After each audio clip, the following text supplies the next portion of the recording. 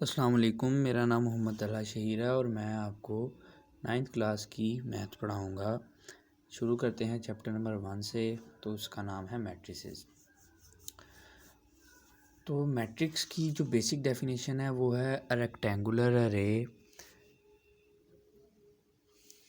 Of collection of real numbers with specific arrangement enclosed in a square bracket. ये मैंने कुछ example लिखी हैं आपके सामने। इसका मतलब ये है कि एक रेक्टेंगुलर शेप के नंबर्स हमने लिखे हों, उसमें स्पेसिफिक अरेंजमेंट हो और वो स्क्वायर ब्रैकेट से इनक्लोज हो। ठीक है, अब ये मैंने एग्जांपल लिखी है। जिस तरह ये 1027 बिल्कुल एलिमेंट के सामने एलिमेंट, एलिमेंट के नीचे एलिमेंट, एलिमेंट के नीचे एलिमेंट और स्क्वायर ब्रैकेट से इनक्लोज भी है। और इसमें शर्त यह है कि ये रियल नंबर होने चाहिए और दूसरा ये है कि इनको हमेशा कैपिटल लेटर से डिनोट करते हैं। ठीक है, मूविंग फॉरवर्ड, अब इनमें रोज़ और कॉलम्स क्या होती हैं। तो रोज़ जो horizontal way of numbers in a matrix are rows. अब अगर हम इन्हीं मैट्रिक्स को ले लें तो इसमें 1 0 ये जो हॉरिजॉन्टल वे है ये एक रो है, एक ये 2 और 7 ये एक रो है। इसमें ए और बी ये एक रो है, सी और डी ये एक रो है। इसमें जैसे देख लें ये बड़ा मैट्रिक्स है तो इसमें 1 3 7 पूरा एक रो है, 2 4 6 पूरा एक रो है। तो उम्मीद है कि आपको रो की समझ आ गई होगी। अब तो हम चलते हैं कॉलम्स पे। तो हॉरिजॉन्टल तो रोज़ होगी। अब जो vertical way of numbers in a matrix उनको हम कहते हैं कॉलम्स। अब हम इन्हीं मैट्रिक्स में देखें तो ये 1 और 2 ये को एक कॉलम हो गया, 0 और 7 दूसरा कॉलम। इसी तरह ए एंड सी एक कॉलम, बी एंड डी दूसरा कॉलम। अब इसमें उनमें दो दो कॉलम्स थे, अब इसमें 3 कॉलम्स हैं। रोज सेम है उनकी लेकिन कॉलम्स चेंज हैं। देखिए 1 और 2 एक कॉलम, 3 और 4 एक कॉलम, 7 और 6 एक कॉलम। तो इस तरह इनको रोज़ और कॉलम्स भी कहते हैं। अब आगे चलते हैं। आगे मैंने एक स्पेसिफिक एग्जांपल दी हुई है रोज़ एंड कॉलम्स की। अब इसमें ये जो हॉरिजॉन्टल वे है ये रो है, सेकंड रो भी इस तरह ही हॉरिजॉन्टल, थर्ड भी इस तरह ही। अब 1 3 8 ये एक कॉलम है, 5 4 7 एंड 4 ये एक कॉलम है, 10 15 एंड 0 ये एक कॉलम है। मतलब हॉरिजॉन्टल जितनी भी रोज़ होंगी हम उनको रोज़ कहेंगे और वर्टिकल वे जितने होंगे हम उनको कॉलम्स कहेंगे। ठीक है, नेक्स्ट आता है ऑर्डर ऑफ अ मैट्रिक्स। अब ऑर्डर क्या होता है? ऑर्डर आसान अल्फाज में किसी भी मैट्रिक्स में जितने नंबर ऑफ़ रोज़ होंगे और जितने नंबर ऑफ़ कॉलम्स होंगे। अगर नंबर ऑफ़ रोज़ पहले हमने डिनोट करने कितने हैं और नंबर ऑफ़ कॉलम हमने पहले देखने कितने हैं। अगर हम नंबर ऑफ़ रोज़ को n कहते हैं मैट्रिक्स में और नंबर ऑफ़ कॉलम्स को m कहते हैं मैट्रिक्स में, तो ऑर्डर लिखने का सही तरीका ये है कि n क्रॉस m, मतलब number of rows cross number of columns is the order of a matrix. For example हम ये नीचे वाला मैट्रिक्स ले लेते हैं जिसमें अब आपको पता है ये एक रो है और ये एक रो है। हमारे पास रो कितनी होगी? 2। अब कॉलम देखने कितने, ये एक कॉलम है, दूसरा ये कॉलम है, तीसरा हमारे पास ये कॉलम है। अब हमारे पास कॉलम हो गए 3। तो इनका सही तरीका जो होता है लिखने का वो ये है कि ऑर्डर इज़ 2 क्रॉस 3। और इसको हम अगर किसी भी मैट्रिक्स के साथ ही हमने ऑर्डर डिनोट करना है तो हम ये छोटा सा यहाँ पे लिख देते होते हैं 2 क्रॉस 3 इस तरह। ठीक है, ऐसे भी ऑर्डर को डिनोट करते हैं। अब आगे आ जाते हैं जी इक्वल मैट्रिसेस पे। इक्वल मैट्रिसेस क्या होती हैं? इक्वल मैट्रिसेस, दो मैट्रिक्स इक्वल तब होंगी जब अगर उनका ऑर्डर इक्वल होगा, ठीक है, या फिर उनकी कॉरस्पॉन्डिंग एंट्रीज़ भी इक्वल होनी चाहिए, मतलब सेम होनी चाहिए। ठीक है, तब ही वो मैट्रिसेस इक्वल कहलाएंगी। और ये बहुत इम्पोर्टेंट है, इसकी डेफिनेशन अक्सर पेपर में आती है इक्वल मैट्रिसेस की। ठीक है, तो अब हम डिस्कस करेंगे types of a matrix. Number one पे आती है रो मैट्रिक्स। ठीक है, रो मैट्रिक्स ऐसी मैट्रिक्स होती है जिसमें नंबर ऑफ रोज 1 हो और नंबर ऑफ कॉलम्स का कोई मतलब जितने मर्जी नंबर ऑफ कॉलम्स हो। A matrix which has one number of rows. For example,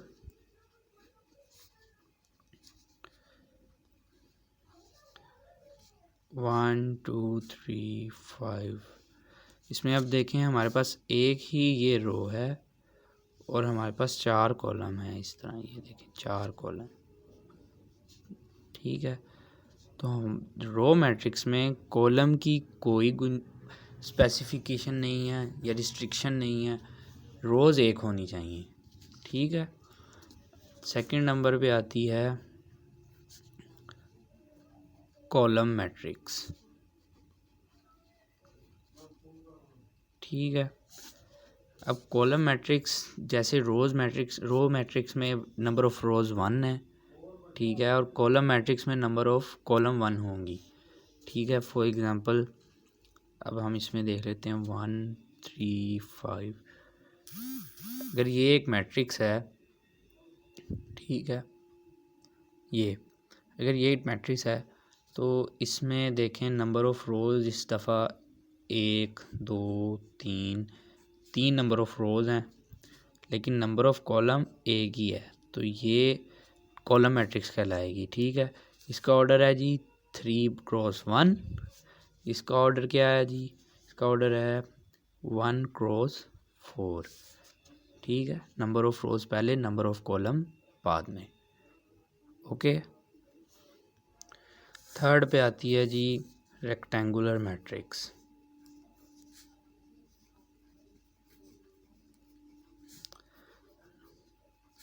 rectangular matrix क्या होती है? रेक्टेंगुलर मैट्रिक्स ऐसी मैट्रिक्स होती है जिसमें किसी भी मैट्रिक्स के नंबर ऑफ रोज और नंबर ऑफ कॉलम बराबर ना हो। ठीक है, नंबर ऑफ रोज और नंबर ऑफ कॉलम अगर किसी भी मैट्रिक्स के बराबर नहीं होंगे तो वो होगी रेक्टेंगुलर मैट्रिक्स। ठीक है, फॉर एग्जांपल ये मैं एक मैट्रिक्स लिख रहा हूँ। अब ये एक रेक्टेंगुलर मैट्रिक्स है, क्यों? वे इसमें नंबर ऑफ रोज और नंबर ऑफ कॉलम्स बराबर नहीं है। इसमें नंबर ऑफ रोज कितने हैं? इसमें 2 नंबर ऑफ रोज हैं और 3 नंबर ऑफ कॉलम्स हैं। ठीक है, ये एक रो, ये दूसरी रो, ये एक कॉलम, ये दूसरा कॉलम, ये तीसरा कॉलम, मतलब कि रेक्टेंगुलर शेप हो जाएगी। ठीक है, इसका ऑर्डर क्या बनेगा जी 2x3। अब नेक्स्ट आते हैं स्क्वायर मैट्रिक्स पे। स्क्वायर मैट्रिक्स का मतलब है कि ऐसी मैट्रिक्स जिसके नंबर ऑफ रोज और नंबर ऑफ कॉलम्स इक्वल हों। मतलब अगर मैं लिखता हूँ एक मैट्रिक्स 1 2 5 0, ये अब एक मैट्रिक्स मैंने लिखा है 2x2 ऑर्डर का, इसमें 2 ही कॉलम है 2 ही रोज हैं। ठीक है, तो ये स्क्वायर मैट्रिक्स है। फिर एक मैट्रिक्स मैं लिखता हूँ, फॉर एग्जांपल ये मैंने ये मैट्रिक्स लिख दी है। अब इसमें एक ही कॉलम है, एक ही रो है, ये 1 लिखा हुआ है, एक ही रो है। ठीक है, तो इसका मतलब क्या हुआ, ये भी स्क्वायर मैट्रिक्स है। अब आगे चलते हैं, अगली टाइप आती है जी नल और ज़ीरो मैट्रिक्स। अब नल और ज़ीरो मैट्रिक्स क्या होती हैं? ऐसी मैट्रिक्स जिसकी सारी एंट्रीज ज़ीरो हों, मतलब कि जिसके सारे एलिमेंट्स ज़ीरो हों। ठीक है, फॉर एग्ज़ाम्पल ये एक ज़ीरो मैट्रिक्स है। ठीक है, फिर हमने अगर लिखी ये एक नल मैट्रिक्स और ज़ीरो मैट्रिक्स है, ये भी एक ज़ीरो मैट्रिक्स है। ठीक है, ये होती हैं नल और ज़ीरो मैट्रिक्स। अब आगे आ जाते हैं ट्रांसपोज ऑफ अ मैट्रिक्स में। Transpose of a matrix, transpose of a matrix. अब ट्रांसपोज क्या होता है? अगर फॉर एग्जांपल मेरे पास ये एक मैट्रिक्स है 1 2 3 5, ठीक है, इसका मैंने ट्रांसपोज लेना है। तो ट्रांसपोज हम जब नंबर ऑफ़ रोज़ और नंबर ऑफ़ कॉलम्स को एक दूसरे में इंटरचेंज कर दें, मतलब कि कॉलम्स को रोज़ में चेंज कर देंगे, रोज़ को कॉलम्स में चेंज कर देंगे। फॉर एग्जांपल हमारे पास अब ये एक कॉलम है और ये एक कॉलम है। ठीक है, अब हमने इनको रोज़ में चेंज कर देना है। ये देखो 1 3, ये कॉलम मैंने ये रो में चेंज कर दिया और ये कॉलम 2 5, ये हमारा जी ट्रांसपोज आ गया इस मैट्रिक्स का ट्रांसपोज। ठीक है, इस तरह लेते हैं ट्रांसपोज के हम रोज़ को कॉलम्स में चेंज कर देते हैं और कॉलम्स को रोज़ में। अब इस तरह अगर हम देख लें, ये रो थी, ये कॉलम में चेंज हो गई, ये रो ये कॉलम में चेंज हो गई। ठीक है, इसको हम क्या कहते हैं? Transpose of a matrix.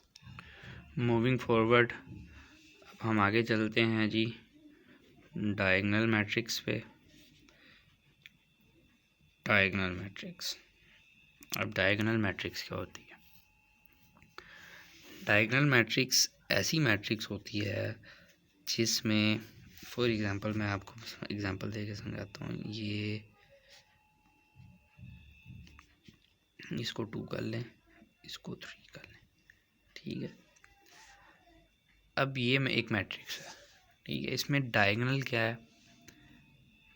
ठीक है, डायगोनल इसमें जो है इसको हम डायगोनल कहते हैं।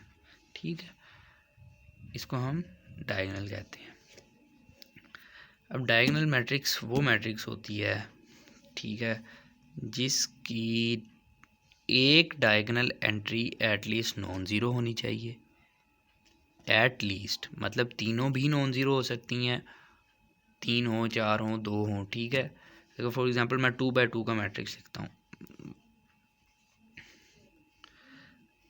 अब ये देखें, ये डायगोनल था हमारा, इसकी एक एटलीस्ट नॉन ज़ीरो एंट्री है, बाकी एक 2 एंट्री थी, दूसरी बेशक ज़ीरो हो। इसको हम 2 भी कर लें या 3 या 4 या जो कुछ भी। ठीक है, ये डायगोनल ही रहेगी, लेकिन बाकी एंट्रीज जितनी भी हों वो ज़ीरो होनी चाहिए डायगोनल मैट्रिक्स में। एक और एग्जांपल देता हूँ, बड़ा मैट्रिक्स लिख लेते हैं। देखें फॉर एग्जांपल ये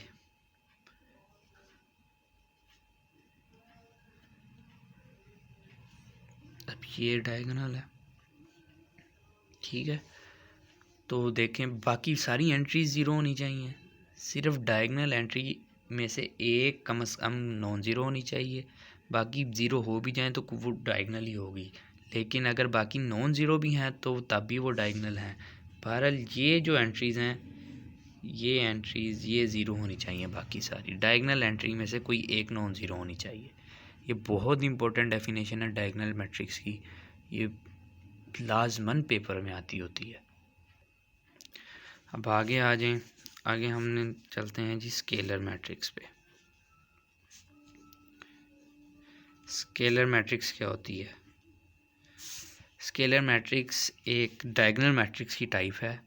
ठीक है, ऐसी डायगोनल मैट्रिक्स जिसकी डायगोनल एंट्री सेम हो, मतलब कि ये मैं लिख रहा हूँ एक डायगोनल मैट्रिक्स, इधर 4 कर लें। ठीक है, ये ये देखें, अब इसमें इसकी सारी डायगोनल एंट्रीज सेम है, मतलब 4 है तो 4 है, तो ये एक स्केलर मैट्रिक्स है।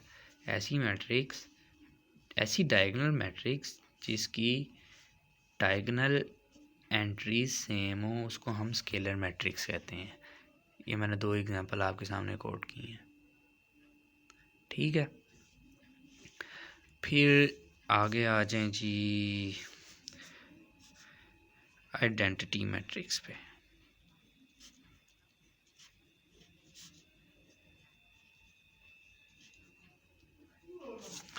आइडेंटिटी मैट्रिक्स, अच्छा आइडेंटिटी मैट्रिक्स, अब आइडेंटिटी जो होता है हमने वो पढ़ा हुआ है, जैसे मल्टीप्लिकेटिव आइडेंटिटी हमारी क्या होती है, 1 होती है।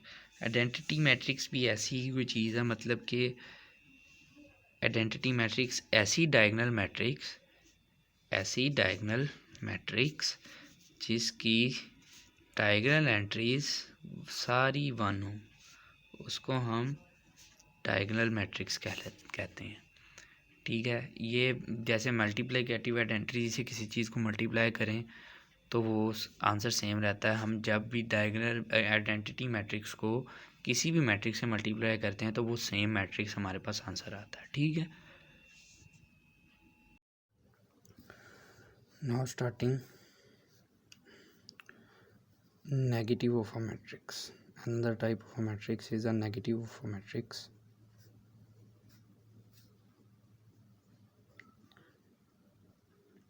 Negative of a matrix is simply a मतलब के साइंस चेंज कर देने, मतलब अगर हमने फ़र्ज़ कर लें ए मैट्रिक्स है, ए मैट्रिक्स अगर ये मैट्रिक्स है ए, तो हमने अगर नेगेटिव ऑफ मैट्रिक्स लेना है ए, उसको ऐसे डिनोट करना है और हमने बस साइंस चेंज कर देने, ठीक है। अगर कोई यहाँ पे नेगेटिव होता तो वो पॉजिटिव हो जाता, ठीक। एक नेगेटिव की एग्जांपल ले लेते हैं। अगर ए इज इक्वल टू 1 - 1 - 2 5 है, उसका नेगेटिव ऑफ ए होगा 1 + 1 + 2 - 5 -1 यहाँ पे आएगा, सॉरी। तो ये सीन है। अब नेक्स्ट हम चलें तो एक और टाइप है सिमेट्रिक मैट्रिक्स। सिमेट्रिक मैट्रिक्स ये ऐसा मैट्रिक्स होता है जिसका हम ट्रांसपोज लें तो वो उसी मैट्रिक्स के बराबर आ जाए, मतलब कि a matrix is said to be symmetric if A is equal to A transpose, ठीक है। अब इसकी मैं आपको एग्जांपल देता हूँ। इसमें एक ट्रिक होता है इसको लिखने का। A इज इक्वल टू है 3/3 का मैट्रिक्स ले लें, डायगोनल एलिमेंट जो मर्ज़ी रख लें, ठीक है। अपने ये वाले एलिमेंट सेम रखने हैं। अगर ये 3 है तो ये 3, ये 2 है तो ये 2, ये 1 है तो ये 1, ठीक है। अब अगर हम इसका ट्रांसपोज लेते हैं, ये ट्रांसपोज रोज़ को कॉलम्स में चेंज कर देना है। पहली रो लिखते हैं कॉलम में 1 3 2, दूसरी रो लिखें कॉलम में 3 0 1, तीसरी रो लिखें कॉलम में 2 1 2। तो ये देख लें हमारे पास सेम मैट्रिक्स आया, ठीक है। तो इसको हम सिमेट्रिक मैट्रिक्स कहेंगे, ठीक है। अब आगे नेक्स्ट टाइप आती है हमारे पास skew symmetric matrix. Skew symmetric matrix, इसमें होता है कि एक ऐसा मैट्रिक्स जिसका ट्रांसपोज जो हो वो नेगेटिव ऑफ ए के बराबर हो। मतलब अगर ए द मैट्रिक्स है, अगर ए एक मैट्रिक्स है तो हम उसका ट्रांसपोज लेते हैं तो वो ए ट्रांसपोज हुआ। अगर उसका ट्रांसपोज नेगेटिव ऑफ ए के बराबर आए नेगेटिव ऑफ ए के बराबर आए तो वो स्क्यू सिमेट्रिक मैट्रिक्स होगी। फॉर एग्ज़ाम्पल अगर हम ए मैट्रिक्स लेते हैं 3/3 की, ठीक है, डायगोनल एलिमेंट्स फिर कोई भी रख लें बेशक, ठीक है, यहाँ जो एलिमेंट्स हैं वो वैसे ही, लेकिन यहाँ जो एलिमेंट्स है वो ऐसे आने चाहिए, मतलब कि ये 3 एलिमेंट्स इधर ही हों लेकिन उनका साइन चेंज हो, ठीक है। अब हम अगर इसका ट्रांसपोज लें, वो क्या आता है ट्रांसपोज, हम इसको रोज को कॉलम में चेंज करते हैं। 1 3 2 -3 2 1 -2 -1 0। देखा। अगर हम अब इसका नेगेटिव लेते हैं, negative of A is equal to